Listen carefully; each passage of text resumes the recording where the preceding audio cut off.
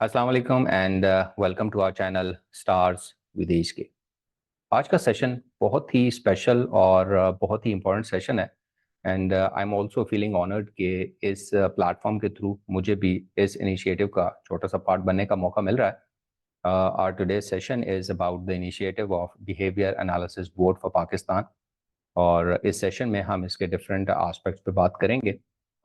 ये सेशन हमारे channel name that is stars with HK की रियल रिफ्लेक्शन भी महसूस होती है कि इतने सारे स्टार्स एक साथ मौजूद हैं एंड मैं सबका दिल से शुक्रिया अदा करूंगा and I hope it will be a great session and a start of a very positive move.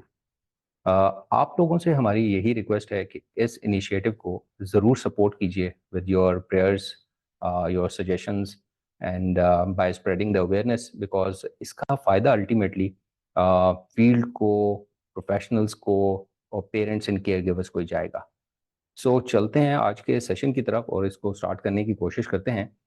सबसे पहले वेरी ब्रीफली अपने पार्टिसिपेंट का तारुफ as far as behaviour analysis is concern because अगर हम कंप्लीट तारुफ की तरफ गए तो हमारा सेशन पूरे का पूरा शायद उसी में ही लग जाए। तो we have Jawahar Anwar, she is from Islamabad, currently in USA, BCBA हैं एंड आईबीए हैं और फाउंडर ऑफ बेसिस हैं। Then we have Aliya Batool Haidari, she is from Karachi, BCBA हैं, आईबीए हैं और सीईओ हैं पीसीए की। Then we have Isma Khan from Karachi as well. She is BCBA and founder of iCare. We have next with us Sabeen Bilal, Islamabad से हैं, BCBA हैं, IBA हैं and founder of KKH हैं. Then we have Farooj Khurram from Lahore, BCBA हैं, IBA हैं and founder of Emerging Minds हैं. Then we have Tahira Mukhtar from Islamabad, BCBA हैं और IBA हैं। Next we have Aliya Yasir from Karachi और BCABA हैं एंड IBA हैं। Next we have Shumaila Naureen from Lahore, she is BCABA and IBA और फाउंडर ऑफ TSTC हैं। फरीहा काशिफ हमारे साथ हैं जी साहिवाल से, she is BCABA, IBA and QBA and founder of Learning Chip. Then we have Asad Liaquat from Islamabad, IBA हैं. Next we have Mahwish Liaquat from Lahore, IBA हैं और इकरा आसिफ हैं कराची से, IBA और RBT हैं। So आप देख सकते हैं कि कितने सारे स्टार्स आपके साथ एक जगह पे मौजूद हैं। सो आप सबकी इजाज़त से मैं शुरू करना चाहूँगा, साहिवाल की तरफ जाना चाहूँगा सबसे पहले और साहिवाल से हमारे साथ हैं फरीहा काशिफ।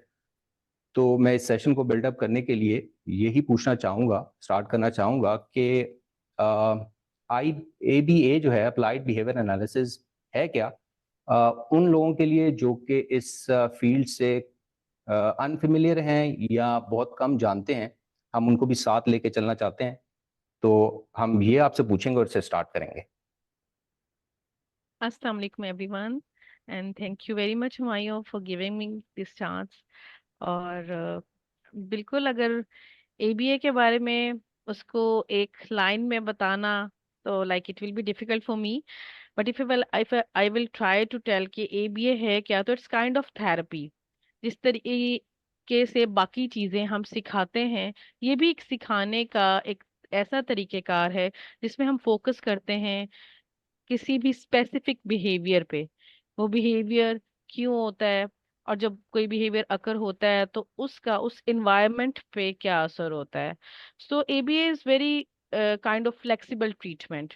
इसमें हम कोशिश करते हैं कि जितने भी इनअप्रोप्रिएट बिहेवियर्स हैं उनको with the help of principles, with the help of ABA techniques हम उनको मोर अप्रोप्रिएट बिहेवियर्स में चेंज करें। और जो ABA का बेसिक गोल है वो यही है कि जितनी भी जिनके साथ हम ABA प्रैक्टिस करें, it could be a kids, it could be youngsters, किसी भी बिजनेस एडमिनिस्ट्रेशन में, किसी भी ऑर्गेनाइजेशन में अगर कोई काम कर रहा है तो वहां पर मजीद बेहतरी लाई जा सके। सो अगर एक काम पहले से हो रहा है और हम उसको कैसे मजीद बेहतर बना सकते हैं, so to make lives more better, this is the main goal of ABA. और इसमें हम जैसे कि स्पेशली हम जब स्पेशली इन बच्चों के साथ वर्क करते हैं या ऑटिस्टिक बच्चों के साथ, तो एबीए का फोकस यही रहता है कि उनकी बेसिक लर्निंग स्किल्स, उनके एकेडमिक्स, उनकी कम्युनिकेशन स्किल्स हम उनको मजीद बेहतर बना सकें। So hmm. This is all about ABA. Right. आगे मूव करते हैं। मैं जाना चाहूँगा इस्लामाबाद में ताहिरा मुख्तार साहिबा के पास, और ये पूछना चाहूँगा कि जैसे अभी फरीहा ने जिक्र किया कि ऑटिज्म से रिलेटेड उन्होंने हिंट दिया, तो मैं ये पूछना चाहूँगा कि हमने ये सुना है कि जी एबीए थेरेपी ऑटिज्म से काफ़ी ज़्यादा काफ़ी इफ़ेक्टिव थेरेपी है। तो हम ये पूछना चाहेंगे कि क्यों ये थेरेपी ऑटिज्म या इससे रिलेटेड डेवलपमेंटल डिलेज जो और इश्यूज हैं उनके लिए क्यों इतनी इफ़ेक्टिव समझी जाती है? Again thank you so much for giving this opportunity, ये प्लेटफॉर्म देने के लिए ताकि हम इसको मजीद डिसेमिनेट कर सके अपने नॉलेज को। Thank you so much sir for that. अच्छा, जैसा आपने पूछा कि एबीए जो है वो कैसे मतलब यूज की जा सकती है विद चिल्ड्रन विद ऑटिज्म या with any individual with developmental delay and everything. ABA basically that is applied behaviour analysis जो है, ये एक एविडेंस बेस्ड प्रैक्टिस है। इसमें वो टेक्निक्स यूज किए जाते हैं जिन पे काफी रिसर्च हो चुकी है and it has shown that हाँ वाकई बच्चे इससे और एनी इंडिविजुअल इससे काफी इम्प्रूव हो चुका है। It does not only cater one aspect of anybody's life, बल्कि ये उन चीजों पे it works around. For example, अगर कोई इनअप्रोप्रिएट बिहेवियर है या चैलेंजिंग बिहेवियर है, कम्युनिकेशन पे इम्प्रूव करने के लिए ये यूज हो सकता है। For academics, we have kiddos at the centers जिनमें we have seen mashallah after training them on academics या behaviorally या communication wise या socially उनको appropriate behaviors के जरिए, so at the end they go to the mainstream as well, mashallah they have been in the mainstream। तो ये it actually targets every aspect of anybody's life, like it can be children, it can be adults, it can be anybody, और उसके इर्द गिर्द वो काम करता है। in this case अगर आप सिर्फ ये मेजर चंक्स ही ना देखें, आप इस चीज को भी देख सकते हैं कि मतलब it can help a child improve his attention as well, focus उसकी ठीक हो जाती है। मतलब if let's suppose a child has an attention span of 2 or 3 seconds, माशाल्लाह with the help of ABA उनकी it can go up to hours as well. So that is how it helps, that is how it caters everything जो भी basically और जो required है for anybody's life. तो ABA सिर्फ एक चीज को नहीं टारगेट करता, it helps in developing everything, it helps in development and मतलब वो जो है बच्चा अप्रोप्रिएट बिहेवियर्स उस शो कर सकता है and then he functions well in everything. So that is how it is.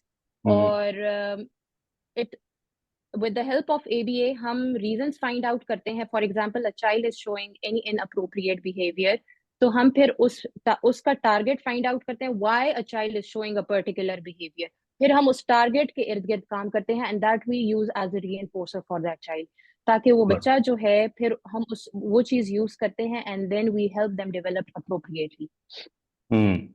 Right. चलें आगे मूव करते हैं और कराची चलते हैं, क्योंकि हमने सारे पाकिस्तान को कवर करना है। तो कराची में हमारे साथ हैं इस्मा खान। मैं ये पूछना चाहूँगा इस्मा के पाकिस्तान में भी काफ़ी टाइम से एबीए प्रैक्टिस हो रहा है, तो आप क्या समझती हैं कि क्या चैलेंजेस और बैरियर्स हैं पाकिस्तान में एबीए को प्रैक्टिस करने में? इसके बारे में अगर आप बता सकें। जी अस्सलाम वालेकुम।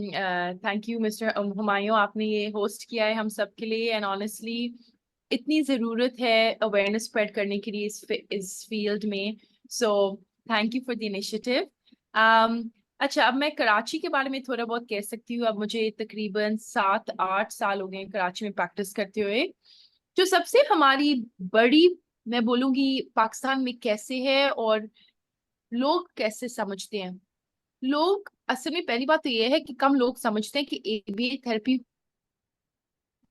ही क्या। दूसरी बात ये होती है कि लोग समझते हैं कि बिहेवियर थेरेपी उन बच्चों के लिए कराते हैं जो मारते हैं या चीखते हैं या उनके मुख्तलिफ चैलेंजिंग बिहेवियर्स होते हैं। तो पहली बात तो ये है कि मैं ज्यादातर लोगों को समझाती हूँ कि रवैया वो होती है जो हम सब इंसान करते हैं। बोलना एक रवैया होता है, अपनी tooth brushing, hair washing, following instructions, जो भी हम एक जिंदा इंसान करता है उसको हम रवैया कहते हैं। और बिहेवियर थेरेपी में हम इन सारी चीजों पे काम करते हैं। तो जब मैं आई थी तो सबसे मुश्किलात ये थी कि लोग नहीं समझते कि इसका मतलब क्या होता है। कहते मेरा तो बच्चे के बिहेवियर्स नहीं है, वो बस बोलते नहीं है। पर मैंने फिर इनको एक्सप्लेन किया कि देखें, कभी कभार जो बच्चे बोलते नहीं है वो उस वजह से नहीं बोलते क्योंकि वो मोटिवेटेड नहीं होते। नहीं है कि वो लाजमी नहीं है कि वो बोल नहीं सकते और लाजमी नहीं है कि उनको स्पीच थेरेपी की भी जरूरत है, क्योंकि उस वक्त मसला ये है कि उनकी मोटिवेशन नहीं है। So to lack of motivation to ask for things is very different to कि वो बोल ही नहीं सकते। ठीक है, तो पहले ये बात थी कि उनको समझाना कि मुख्तलिफ थेरेपीज में क्या होता है। दूसरी बात ये है कि काफी लोगों की जो जानते हैं उनकी रेजिस्टेंस है, क्योंकि कोई लोग प्रैक्टिस करते हैं एबीए थेरेपी में लेकिन वो असल में सही तरह से ट्रेन नहीं हुए, जिस वजह से वो अपने तरीके इस्तेमाल करके काम चलाते हैं। और फिर जो लोग असल ट्रेनिंग लाइसेंसिंग करके वापस पाकिस्तान आए हैं उनके लिए मसला बन जाता है, क्योंकि वो रेजिस्टेंट होते हैं एबीए से। अनफॉर्चुनेटली सॉरी टू से, बट वो हमारा नाम खराब करते हैं। और फिर हम जो इतनी कोशिश प्यार से काम करते हैं, फिर मैं कहती हूँ कि I take it on as a challenge कि नहीं, मैं आपको आई प्रूव यू कि नहीं, ABA is actually very effective. और सब लोगों के तरीके अलग होते हैं और आपने अपने तरीके बच्चे को देख के ही इस्तेमाल करना होता है। ये कॉपी पेस्ट टेक्निक नहीं इस्तेमाल होता। हर बच्चे की इंडिविजुअलाइज्ड ट्रीटमेंट होती है जो फिर मैं समझाती हूँ।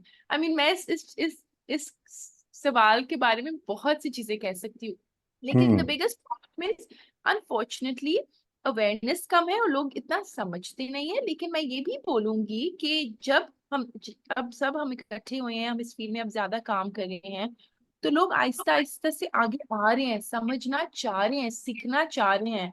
तो that's positive and I think कि अगर हम इकट्ठे होके एक मूवमेंट शुरू कर सकते हैं बहुत फायदा होगा। लोग खुले दिमाग हैं अब, पहले तो ब्लॉक थी, अब खुले दिमाग हैं। So now we have to work with them and guide them with us to show them the true meaning of ABA.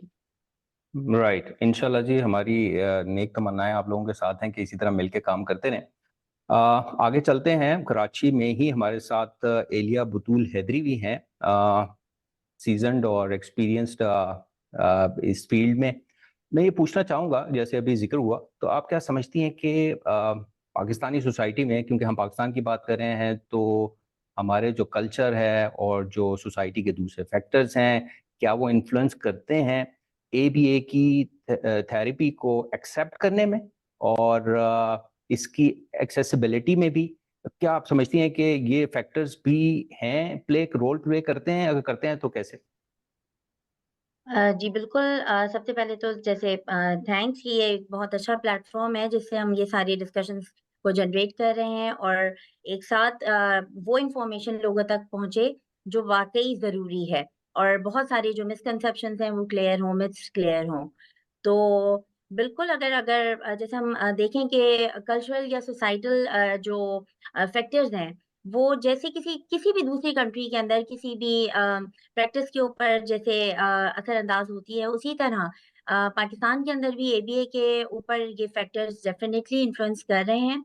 और सबसे पहला फैक्टर जो आ जाता है उसमें कल्चरल वैल्यूज बहुत इंपॉर्टेंट है कि जिसमें फैमिली डायनेमिक्स, ठीक है, कि फैमिली जो है वो डिसेबिलिटी को या किसी भी डिसऑर्डर को किस तरह से परसीव कर रही है, उनका अपना पर्सपेक्टिव क्या है उसको लेकर, फिर वो उसकी इंटरवेंशन की तरफ आएंगे।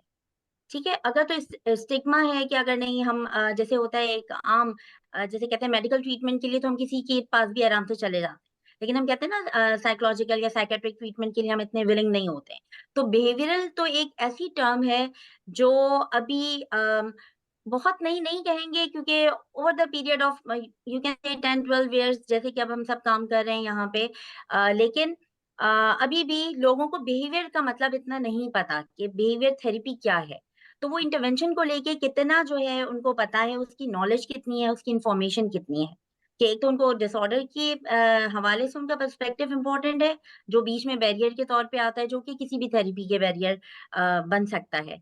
लेकिन स्पेसिफिकली एबीए की तो इंफॉर्मेशन उनके पास होना और ये इंटरवेंशन काम क्या करती है, ठीक है। जैसे कि अभी इस्मा ने भी मेंशन किया और फरिया ने भी मेंशन किया कि एक जो हमारे जहन में है कि मैल एडेप्टिव बिहेवियर्स होंगे तो ही बिहेवियर इंटरवेंशन दी जा रही होगी। तो एजुकेशनल सिस्टम्स के अंदर यहाँ पे जैसे एबीए एक एज अ टॉपिक जरूर पढ़ाया जा रहा है कुछ कोर्सेज के अंदर, लेकिन इसकी अपनी कोई बैचलर्स या फिर अपना कोई मास्टर्स कोई नहीं है। लकीली इंटरनेशनली हमारे पास जो ये क्रेडेंशियल्स हैं कि सर्टिफिकेशंस मौजूद हैं कुछ, तो उसी से अब इसकी डिसमिनेशन के ऊपर काम किया जा रहा है और ये एक मीटिंग भी उसी का एक समझे पार्ट है। तो ये बहुत सारे जो फैक्टर्स हैं ये सारे इन्फ्लुएंस कर रहे होते हैं इसके अंदर। अब क्योंकि ये इंटरनेशनली है डेफिनेटली इसकी एक्सेसिबिलिटी इतनी ज्यादा नहीं है, ठीक है। एक्सेसिबिलिटी क्यों नहीं है? क्योंकि डेफिनेटली कॉस्टली है। तो कॉस्टली इसको हासिल करना भी, फिर जो लोग जिन बच्चों के साथ फिर ये प्रैक्टिसेस करनी है वहां पे उनका रोल बहुत इंपॉर्टेंट हो जाता है कि वो इकोनॉमिक फैक्टर आ जाता है कि उनको वो फाइनेंशियली उसको अफोर्ड कर पाते हैं नहीं कर पाते, अवेयरनेस कितनी है, ठीक है। तो ये बहुत सारे फैक्टर्स हैं जो मिल के इन्फ्लुएंस कर रहे होते हैं कि बच्चे के साथ एबीए थेरेपी के अंदर बच्चे को एनरोल करवाना है या फिर हम बच्चे के साथ कौन सा प्रोग्राम एनरोल करें। तो ये बहुत इम्पोर्टेंट है। इसमें फिर अवेलेबिलिटी, इतने ज्यादा लोग नहीं है अभी इस फील्ड के अंदर, लिमिटेड हैं। तो यस, लिमिटेड लोग हैं तो उनको एक्सेसिबिलिटी भी इतनी ज्यादा नहीं है। फिर अगेन लीगल फ्रेमवर्क बहुत इम्पोर्टेंट होता है किसी भी चीज को रूल आउट करने के लिए, कि जाहिर है थोड़ा बहुत सीख कर अपनी कोशिशें करना, एक एफर्ट डालना एक अलग बात है, लेकिन एक चीज होती है जिसे एथिकल प्रैक्टिस कहते हैं। तो हमारी सोसाइटी के अंदर ये एथिकल प्रैक्टिस भी जो है वो एक जो है बहुत बड़ा बैरियर है कि हम एथिकली बहुत ज्यादा शायद इम्प्लीमेंटेशंस को नहीं करते, चीजों को फॉलो नहीं करते। तो ये वेल एक एक्सप्लेन्ड। बैरियर के तौर पे हमारे पास आ रही होती हैं चीज। तो मल्टीपल फैक्टर्स हैं जिसको अगर हम इसी तरह डिस्कशन और अवेयरनेस अगर हम करेंगे तो डेफिनेटली लोगों तक इसकी सही इसका मैसेज पहुंचेगा कि खाली मैल एडेप्टिव बिहेवियर के लिए नहीं है। आप जो भी हम बोलते हैं, जो भी हम एक्शन करते हैं, ये सारी चीजें हमारे बिहेवियर के अंदर इंक्लूड होती हैं। तो चाहे उसके अंदर कोई भी बच्चे का स्किल हो, तो नई स्किल सिखाने के लिए आमादा करना वो बहुत इंपॉर्टेंट रोल है, उसमें मोटिवेशन बच्चे की शामिल होनी चाहिए। तो जो एक लोगों के अंदर है कि बहुत ज्यादा स्ट्रिक्ट होते हैं और शायद पनिशमेंट को फॉलो किया जाता है, तो ऐसी चीजें नहीं है। बेसिकली ये पेयरिंग और रीइंफोर्समेंट की स्ट्रेटेजीज के ऊपर ज्यादा बेस किया जाता है कि बच्चे की मोटिवेशन जरूर इसके अंदर अहम होती है और उसके गिर्द इसको लेके चलते हैं। तो जितनी इन्फॉर्मेशन फैलेगी डेफिनेटली, तो एक सोसाइटल कल्चरल तो डेफिनेटली एक बिलीफ और कुछ चीजें हैं इम्पोर्टेंट जो कि ओवर द पीरियड ही लोगों तक सही होंगी, लेकिन डेफिनेटली सोसाइटी में काफी इस चीज से अवेयरनेस से लगता है कि काम हो सकेगा इंशाल्लाह। Right, thank you very much. अभी चलते हैं हम पाकिस्तान से बाहर चलते हैं और यूएसए की तरफ चलते हैं और one of the main driving force behind this initiative Jawahar Anwar साहिबा। मैं ये पूछना चाहूँगा आपसे कि क्या रीज़न, क्या वजूहात हुई जिसकी वजह से आप लोगों ने कोलैबोरेट करने का सोचा और इस बोर्ड के बनाने को इनिशिएट करना चाह रहे हैं, कि वजह क्या थी? बिस्मिल्लाहिर्रहमानिर्रहीम, अस्सलाम वालेकुम एवरीबॉडी। सबसे पहले तो I would like to thank you so much Humayun sir कि आपने हमें ये अपॉर्चुनिटी दी और आप हमें एक प्लेटफॉर्म पे लेके आए, because this is such an important task that we been trying to do for इतने अरसे से, यानी कि 2019 से हम ये बोर्ड बनाना चाह रहे हैं और ये बनाना बड़ा मुश्किल काम है। सो द ड्राइविंग फोर्स इसके बिहाइंड ये है कि जो यहाँ पे सबसे पहली बात तो ये कि जो बोर्ड ऑफ बिहेवियर एनालिसिस है उसने पुल आउट कर लिया था और वो अभी जितने भी हमारे लोग हैं पाकिस्तान में या आउट ऑफ अमेरिका या यूएसए, कनाडा, यूके, उनको अब वो सर्टिफाई नहीं कर रहे हैं। तो जितने भी लोग अब बिहेवियर एनालिसिस की डिग्री ले रहे हैं उनको वो सर्टिफाई नहीं करेंगे, और जो उसके लिए फिर एक और बोर्ड बना है जिसे हम इंटरनेशनल बिहेवियर एनालिसिस ऑर्गेनाइजेशन कहते हैं। तो काफ़ी लोग अब वहाँ से सर्टिफाई हो रहे हैं, लेकिन अब उसमें मसला ये आ रहा है कि बोर्ड ऑफ बिहेवियर एनालिसिस ने कहा था कि जो कंट्रीज़ हैं वो अपना बोर्ड एक खुद बनाएंगी। तो मोस्टली जो कंट्रीज़ हैं उन्होंने अपना बोर्ड बना लिया है, लेकिन पाकिस्तान में कुछ अनफॉर्चुनेटली हालात ऐसे रहे हैं कि हम अपना बोर्ड नहीं बना सके, जिसकी वजह से बहुत से प्रॉब्लम्स क्रिएट हुई हैं, जिसमें कि लोग फेक क्रेडेंशियल्स के साथ भी आ गए हैं।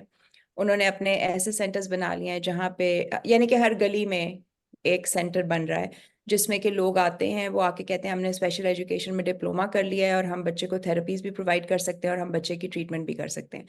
तो होता यह है कि देर इज वो जो एक नफीस सी एक जो लकीर होती है ना between an allied health centre and a school, वो ख़त्म होती जा रही है।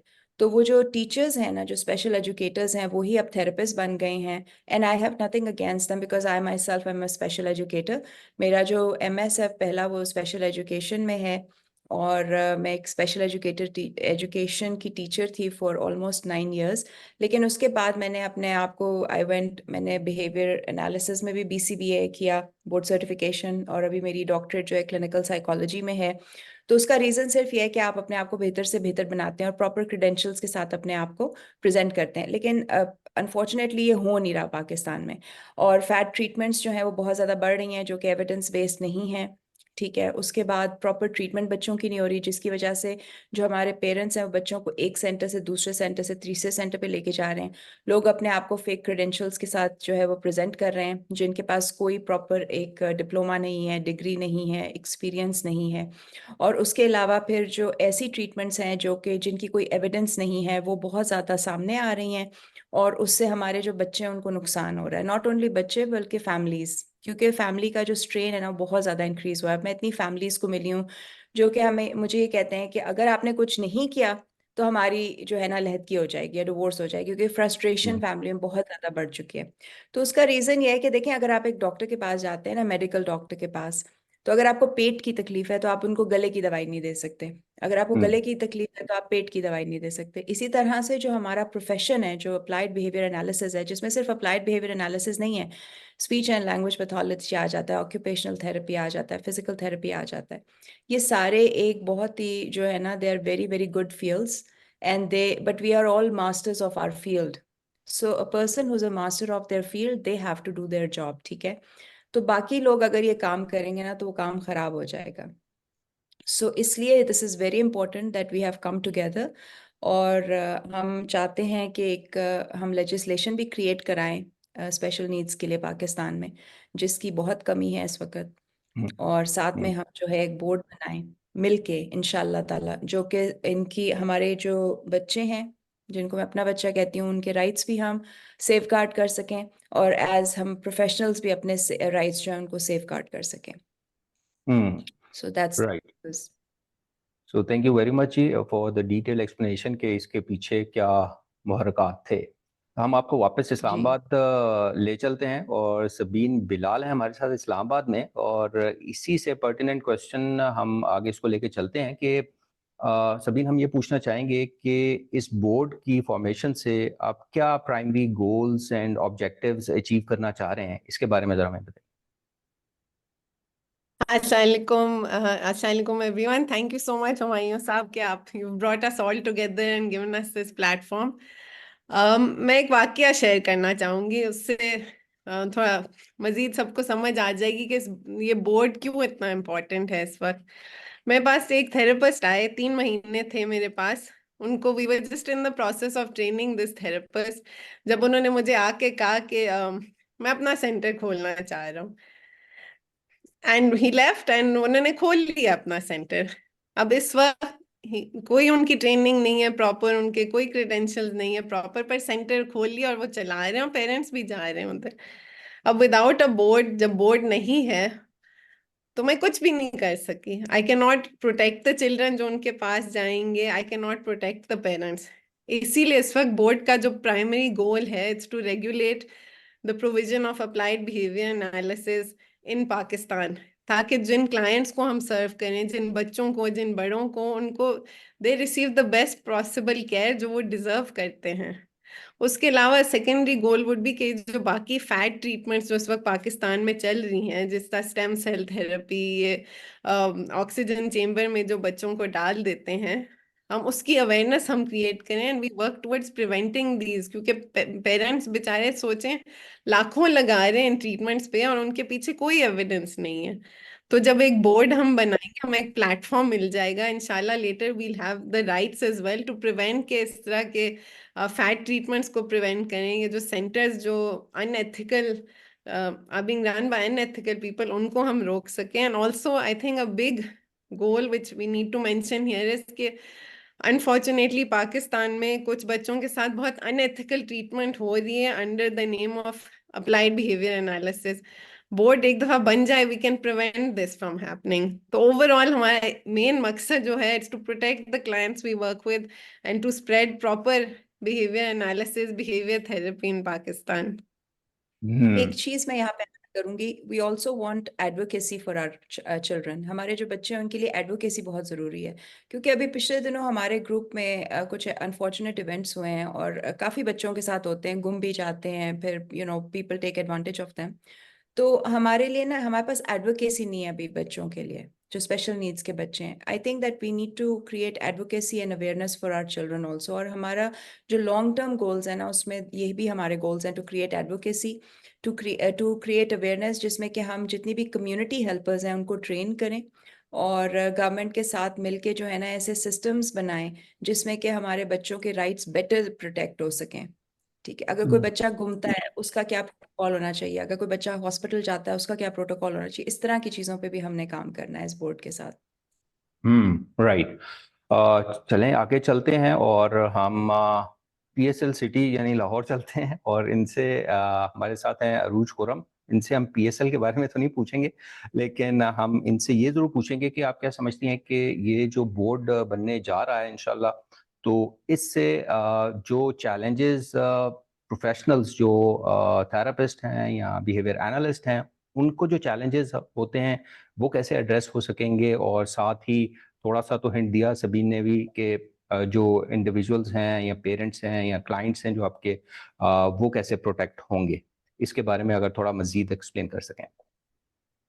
Thank you so much. Assalamu alaikum everyone, and thank you again for the opportunity and thank you for highlighting this point.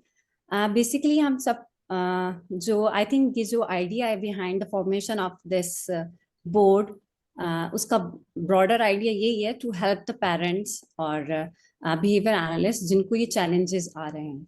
So we need to first understand the challenges, क्योंकि what we believe Pakistani parent को जो सबसे बड़ा challenge है, उनका biggest concern है कि उनका बच्चा जहाँ पर भी थेरेपीज लेने जा रहा है, are they handling the child ethically, are they providing the safe environment, are they providing the right treatment, और वो जो ट्रीटमेंट उसके लिए यूज कर रहे हैं, is it going to benefit him और हर और नॉट, और just wasting the time. So by creating and formation of this board, we are going to protect the consumer right of these kids.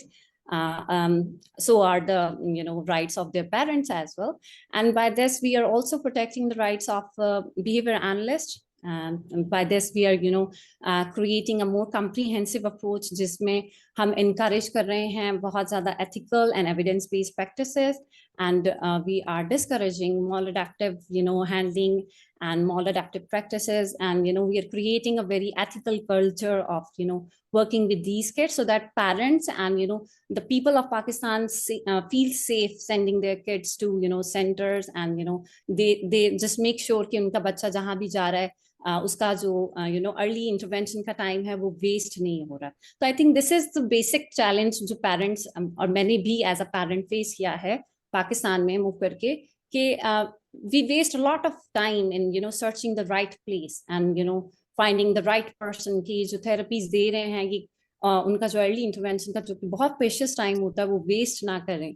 तो I think this is how this board is going to address it and create a lot of awareness and help a lot of parents in Pakistan.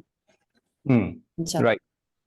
हम क्योंकि इस board के बारे में हम ज़्यादा से ज़्यादा इंफॉर्मेशन देना चाहते हैं, क्योंकि जिस तरह जवाहर साहब ने कहा कि टू 2019 से कोशिश जारी है, लेकिन मे बी आपस में तो डिस्कस होता हो, आपके पब्लिक को शायद उस तरह नहीं पता, तो हम डिफरेंट एंगल से मे बी हमारे क्वेश्चंस कुछ थोड़ी सी रिपीट हो रहे हों, लेकिन मैं डिफरेंट एंगल से उसको कवर करना चाह रहा हूँ ताकि लोगों को ज़्यादा बेहतर तरीके से समझ आ सके।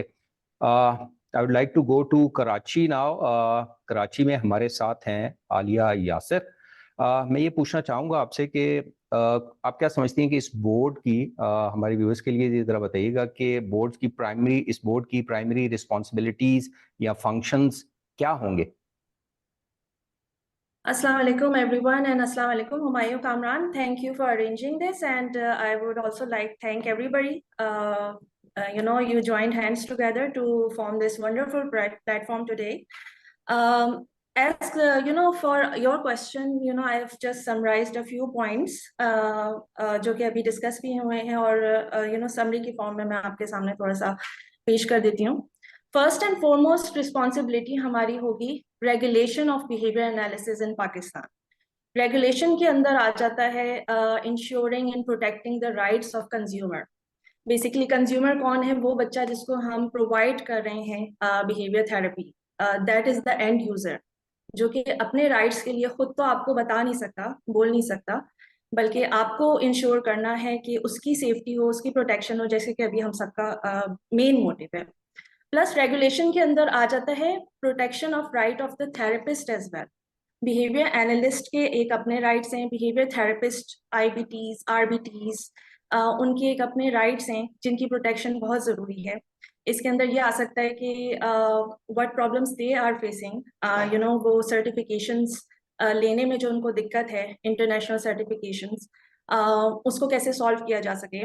अगर वो सर्टिफिकेशन नहीं भी ले पा रहे तो एटलीस्ट सुपरवाइजर उनको अवेलेबल हो। सुपरविजन क्यों नहीं अवेलेबल, क्यों उनको क्या दिक्कत आ रही है सुपरविजन लेने में, इसको भी वी विल मेक श्योर कि एथिकल प्रैक्टिसेस को हम बेसिकली प्रमोट करना चाह रहे हैं। इसके अलावा इंटरनेशनल सर्टिफाइंग बॉडीज जो हैं बहुत सारी हैं जो कि माइन्यूटली देखती नहीं है कि आपकी कंट्री के अंदर क्या हो रहा है, बेसिकली एथिकल प्रैक्टिसेस हो रही हैं या नहीं। They can certify the professionals, लेकिन ये नहीं होता कि 40 आवर ट्रेनिंग लेके और सर्टिफिकेशन लेके वो माइन्यूटली नहीं देख रही होती कि एथिकल प्रैक्टिसेस हो रही हैं या नहीं, हर कोई एथिकली काम कर रहा है या नहीं। तो उसके लिए ये बहुत ज़रूरी है कि एक आपके मुल्क के अंदर ऐसी सर्टिफाइंग बॉडी हो जो कि उनको भी इन्फॉर्म कर सके, और प्लस एक just keep an eye on everything that is going well between everyone. फिर इसके बाद आ जाता है कोलैबोरेशन बिटवीन ABA प्रोफेशनल्स, जिसकी वजह से आज हम लोग आपके सामने हैं। इस कोलैबोरेशन का ही नतीजा है, बहुत सारे लोग हमारे साथ कोलैबोरेट कर रहे हैं जो कि अभी ऑनलाइन नहीं है। I would like to thank them as well, और आप लोगों का भी बहुत बहुत शुक्रिया कि आप लोग अभी सारे के सारे कोलैबोरेट कर रहे हो। प्लस हमारा मकसद है collaboration with other professionals from belonging to other fields as well, जैसे कि speech language pathologist, occupational therapist, physical therapist और उनकी एसोसिएशंस के साथ कोलैबोरेट करना, ये भी एक हमारा रिस्पॉन्सिबिलिटी है और हमारी एफर्ट्स का एक इम्पॉर्टेंट पार्ट होगा। फिर आ जाता है information sharing with general public. Information sharing के अंदर ट्रांसपेरेंसी आ जाती है। इंफॉर्मेशन शेयरिंग के अंदर एक वेबसाइट और सॉर्ट ऑफ डायरेक्टरी जिसके अंदर सारे के सारे सर्टिफाइड प्रोफेशनल्स आपके लिस्टेड हों, जो कि सुपरवाइज कौन कौन कर रहा है और कैसे कर रहा है, और सुपरवाइजर इज द रिस्पॉन्सिबल। एक 40 आवर ट्रेनिंग लेके एक बंदा, ये they can not open ethically नहीं है वो, they have to be supervised independently, वो नहीं कर सकते काम, और थेरेपी सेंटर खोलना एक बहुत दूर की बात है। सो आई एम सॉरी टू से दिस, लेकिन ड्यू टू सम रीजंस कुछ लोग करते हैं, but we want to encourage supervisions as much as possible, और इसके लिए इंफॉर्मेशन पेरेंट्स तक होना बहुत ज़रूरी कि जिसके पास आप जा रहे हैं वो सर्टिफाइड प्रोफेशनल है, किस लेवल का सर्टिफाइड है, उसके सुपरवाइजर कौन है, just like piece of information is available online कि जिसके ऊपर आप चेक कर सकें। और जो अनसर्टिफाइड भी हैं वो भी they should be displayed there as well, and they will be displayed there, even वो certified नहीं है but they are being supervised, so that will be an important step towards our goals achievement इंशाल्लाह ताला। फिर इसके बाद आ जाता है ensuring ethical high standards और accountability, यानी कि even being a behavior analyst I am accountable everyone is accountable in at their end. लेकिन you know जब आपकी बात कर रहे होते हैं, काम कर रहे होते हैं, पब्लिक स्टेटमेंट दे रहे होते हैं, काम कर रहे होते हैं सेंटर के अंदर, तो बहुत सारी अकाउंटेबिलिटी के फैक्टर्स हैं. तो we have to make sure कि हम भी अकाउंटेबल हैं, बिहेवियर थेरेपिस्ट भी अकाउंटेबल हैं, और क्लीन एक एनवायरनमेंट प्रोवाइड की जा सके, जो कि पाकिस्तान के अंदर रहते हुए we have to you know like achieve that dream. इसके बाद आ जाता है जनाब लाइसेंशियर की तरफ हम इंशाल्लाह जाने की कोशिश करेंगे according to the mandate given by our government of Pakistan. जितना भी मैंडेट होगा उसके अंदर रहते हुए within our limits, within our jurisdiction हम लोग लाइसेंशियर प्रोवाइड करेंगे. उसके लिए हम कोशिश करेंगे कि एथिकल और इंश्योर हाई क्वालिटी स्टैंडर्ड्स, यानी कि सिर्फ उन लोगों को लाइसेंस मिले जिन्होंने एक प्रॉपर जिसे कहते हैं एजुकेशन कंप्लीट कर ली है, जिन्होंने प्रैक्टिस आवर्स कंप्लीट कर लिए हैं, सिर्फ उनको ही लाइसेंस प्रोवाइड किया जाए. We have to display their names as well.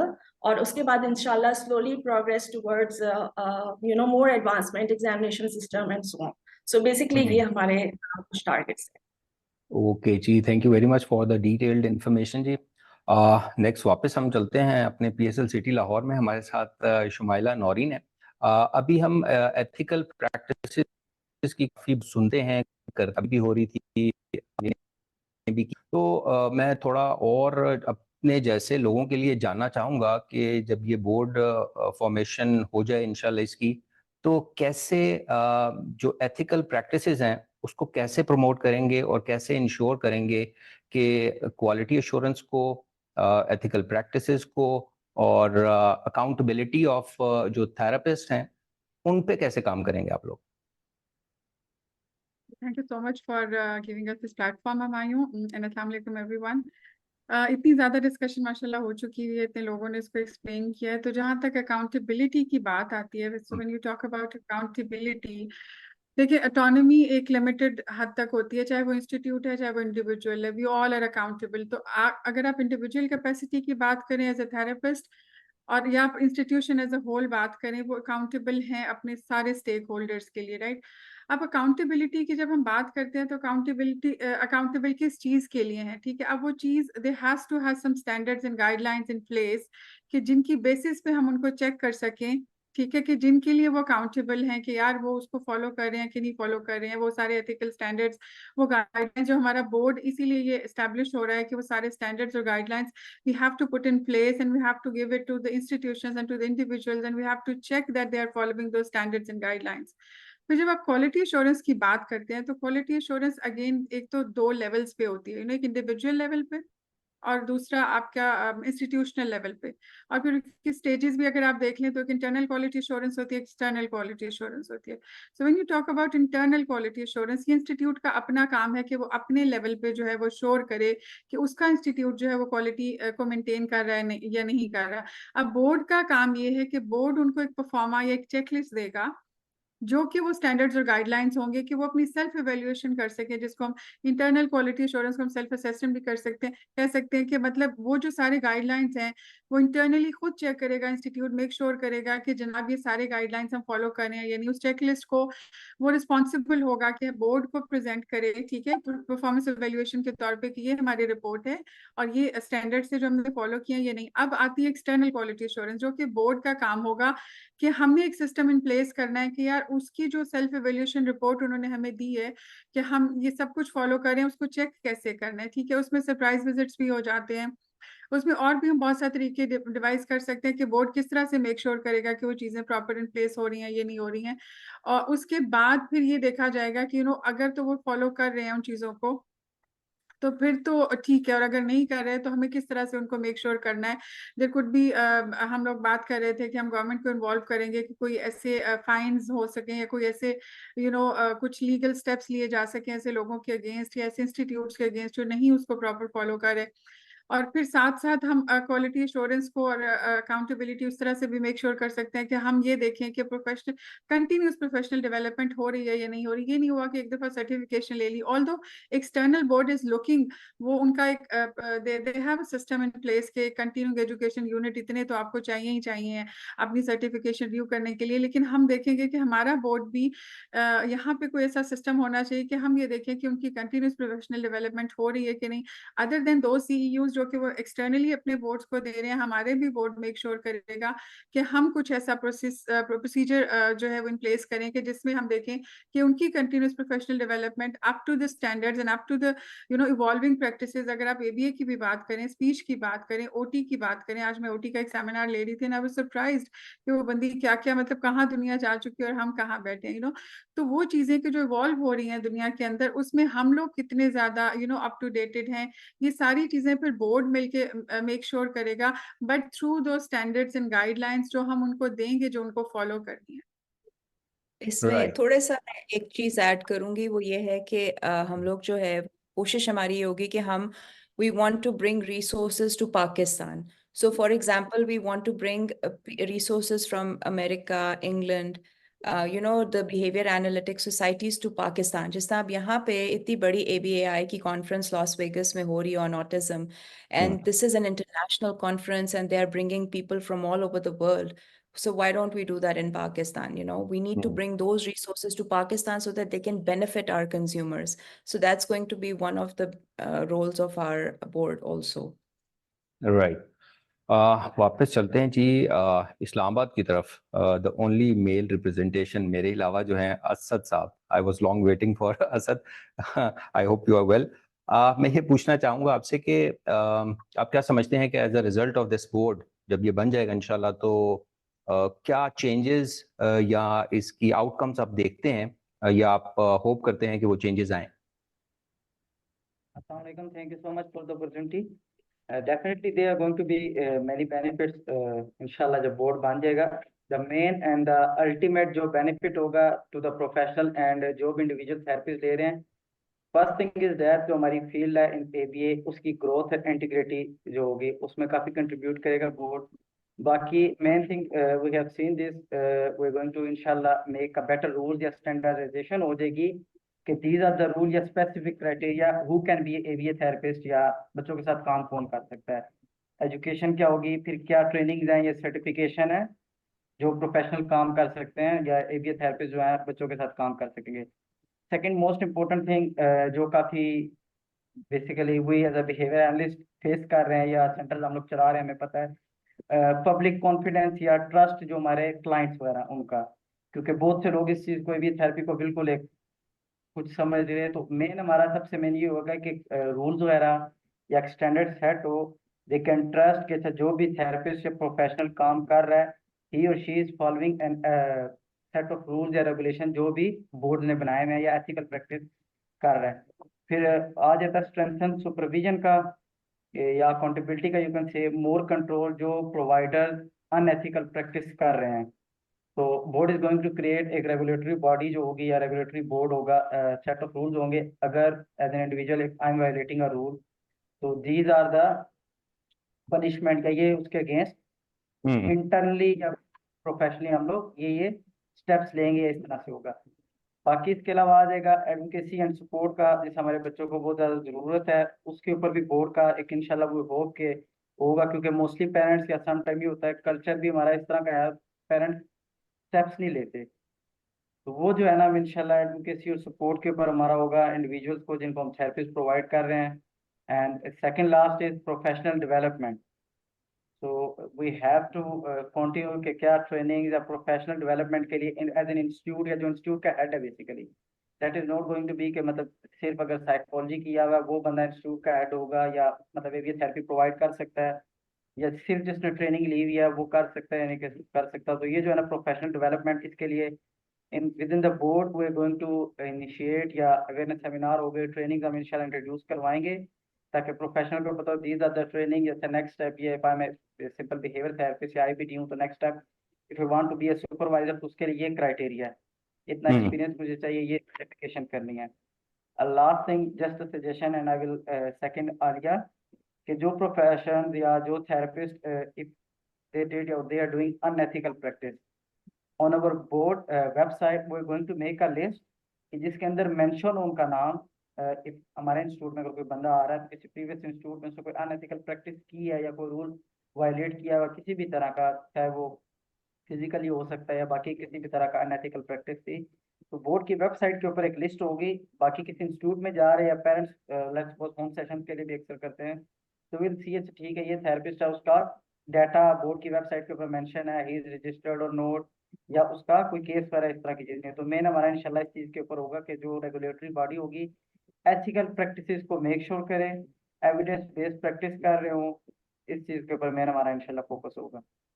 Right, thank you thank you very much. Humayun साहब, यहाँ मैं भी एक चीज श्योर बिल्कुल एक छोटी सी चीज ऐड करनी चाहूंगी कि जैसे माशाल्लाह आपने एक बहुत अच्छा एक इनिशिएटिव लिया था टू कलेक्ट द इंफॉर्मेशन। जितने भी थेरेपिस्ट पाकिस्तान में काम कर रहे हैं, आपने अपने तौर पर उनकी इंफॉर्मेशन कलेक्ट की थी और एक डायरेक्टरी बनाई थी।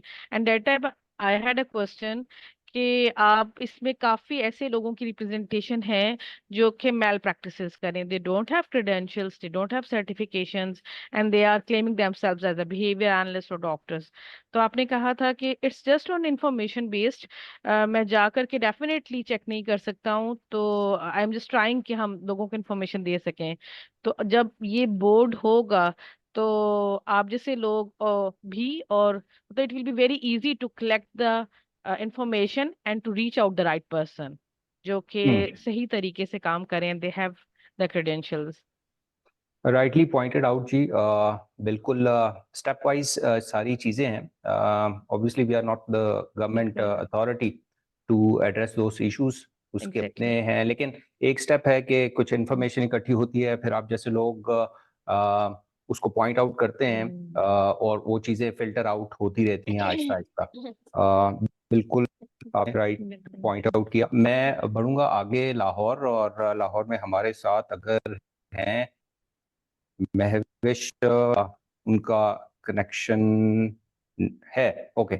तो मैं महविश आपसे ये पूछना चाहूंगा कि हम बोर्ड की बात कर रहे हैं, तो मैं ये भी जानना चाहूंगा अपने व्यूअर्स के लिए और अपने लिए भी कि बोर्ड की जो फॉर्मेशन होगी, जो उसकी गवर्नेंस के लिए जो डिफरेंट पोजीशंस होंगी, जो मेंबर्स होंगे उसको चलाने के लिए, उसको कैसे आप लोगों ने कुछ सोचा है कि कैसे इलेक्ट करेंगे या सिलेक्ट करेंगे, क्या करेंगे उसके?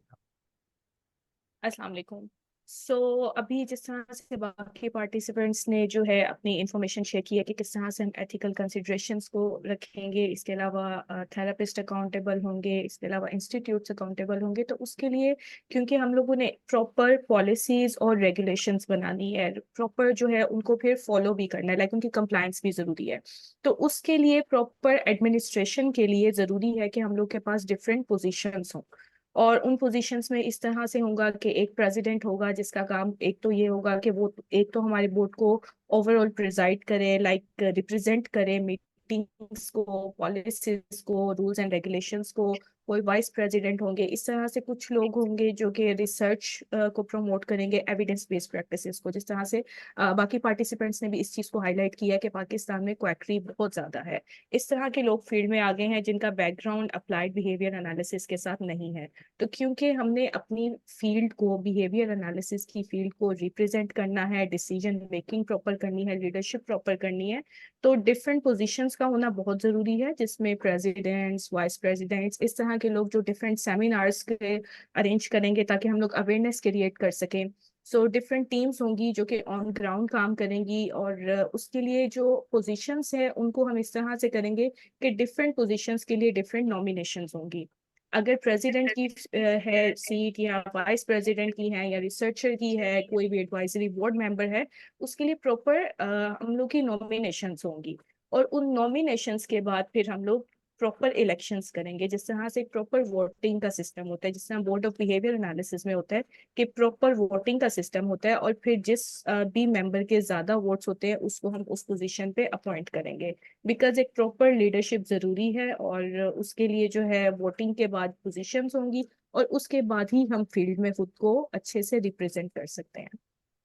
राइट, वी होप के वो इलेक्शंस जो हैं वो रिगिंग के बगैर हों क्योंकि पाकिस्तान में रहते हुए ये तो ऐसे ही मैं एज अ लाइटर नोट नहीं, हम लोग एक कमेटी ऐसी भी रखेंगे जो बिल्कुल अनबाइस्ड हो, ताकि हम लोगों के जो इलेक्शंस हैं वो बिल्कुल ट्रांसपेरेंट हो। There should be inter-observer agreement over there, right? Exactly. सही और elected members जो हैं वो I was rotate about to say that. after one 2 years iOS change होते रहेंगे, ऐसा नहीं कि गवर्नमेंट एक ही रहेगी। हाँ government बिल्कुल, हर एक साल जो change है हम जो है ना इलेक्शंस हर साल करेंगे। ओके एक साल की बस गवर्नमेंट होगी। राइट, polling stations भी सही सही सही। Yes. ओके, तो चलते हैं अपने लास्ट पार्टिसिपेंट की तरफ। लाहौर से हमारे साथ हैं इकरा आसिफ, और हम इस सेशन को सम अप करना चाहेंगे। इसके बाद अगर कोई इसी में ऐड करना चाहे तो वो ज़रूर कर दे, then will wind up this session. मैं ये पूछना चाहूँगा इकरा आपसे कि आप क्या समझती हैं, क्या विजन है आप लोगों का, कैसे देखती हैं आप future of behaviour analysis in Pakistan?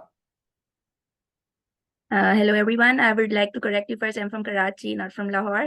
And secondly, I would just like to add on, okay, not just my vision. I think everyone in the meeting would have the same vision, that we all have a dynamic approach towards ABA. We actually want to work towards the establishment of our client, that he or she should have a better opportunity to live their life. हम सबका यही perspective है. Whoever is working towards ABA, everybody wants their client's life to be as much better as we can help them out in as an individual. तो हम सब इसी मुहिम, आप कह सकते हैं, इसी बोर्ड के तहत यही काम कर रहे हैं कि whoever comes to us should get the most out of us. जो भी हम थेरेपी प्रोवाइड कर रहे हैं उसका कोई ना कोई पर्सपेक्टिव हो, a positive outcome I must say. और उस पॉजिटिव आउटकम के लिए we have to make sure that everybody is following the rules and regulations set by the board itself. If they're not following it out, of course there is some false thing. हमें we should be finding out what's the cause of it, and to find the cause, why is things are not working, we have this board out. So I'd just like to sum up that everyone in this meeting is working towards one single goal, that, just for the betterment of our clients and our students, I must say. So this I would like to sum up.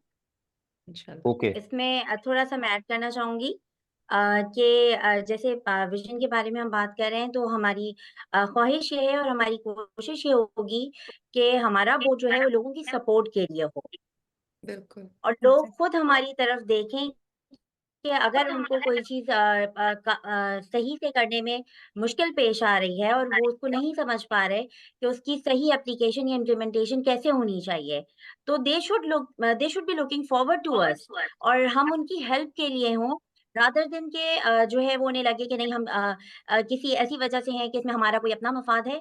बजाय इसके उनको ये लगे हम उनकी support के लिए हैं। तो हमारी कोशिश होगी कि हमारा माहौल और हमारे बोर्ड के पास से जितने मैसेजेस जाएं वो यही हो कि लोग हमारी तरफ खुद आएं और मदद की मतलब एक मदद के तौर पे हमको देखा जाए, रादर देन कि वो एक किसी ऐसे फिगर के तौर पे देखा जाए जिससे कि डरा जाए। क्योंकि जब रेगुलेशन एंड मॉनिटरी की बात होती है, एवेल्युएशन की बात होती है, एथिकल प्रैक्टिसेस की बात होती है, तो बाज़ दफ़ा लोगों को ये होता है कि शायद ये कोई बड़ा खतरनाक काम होने वाला है।